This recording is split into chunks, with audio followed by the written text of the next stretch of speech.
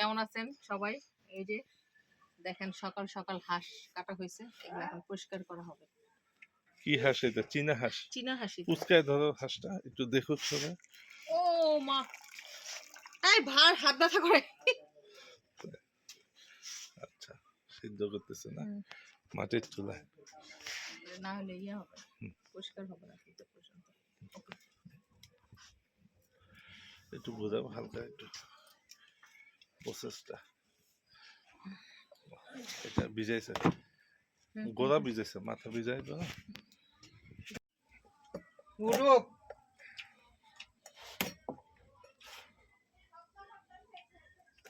আরে থাক,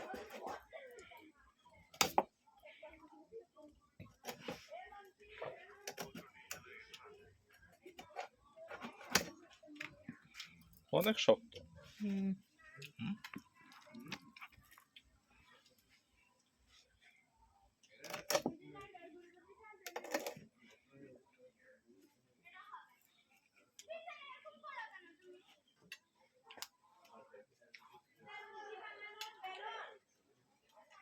হ্যাঁ হ্যাঁ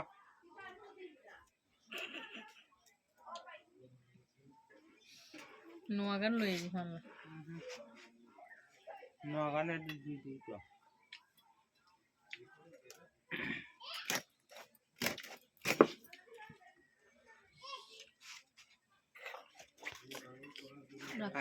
আমি চিগো বলে তুই চিগো মাছ। হ্যালো, আসসালামু আলাইকুম, আমি শারমিন ফারজানা। এই যে আমার প্রিয় হাঁস রান্না করতেছে আজকে। অবশ্য দেশি হাঁস না, এটা হচ্ছে চীনা হাঁস। এই যে আমার পেঁয়াজ ইয়ে হয়ে গেছে, এখন এই যে মশলা সব দিয়ে দিতে।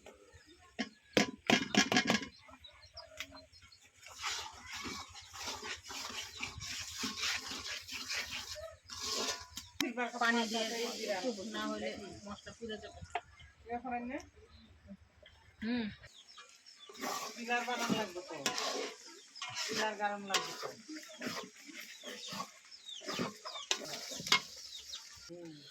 ঠিক আছে না আম্মা? রেডি।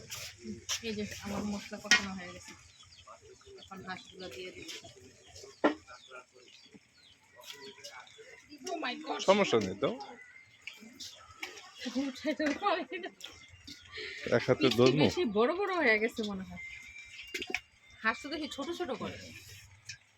ওদের তো যারা বিক্রি করে কমার্শিয়াল, হ্যাঁ চেহারা তুমি তো ডালছিস, এটা তো পরে না।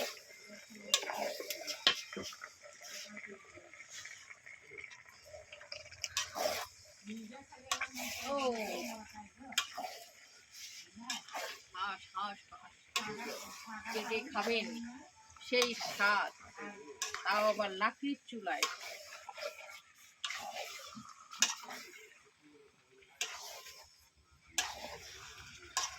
ঝাল কি আবার বেশি হয়ে যাবে নাকি? না ঠিক আছে, জানাবেন কে কেমন ঝাল খান। হ্যাঁ, একটু ঝাল হয়েছে মনে হইতেছে কালারটা দেখে।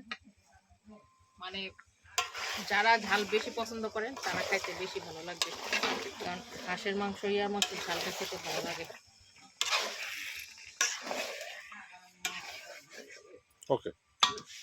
আল্লাহ হাফেজ।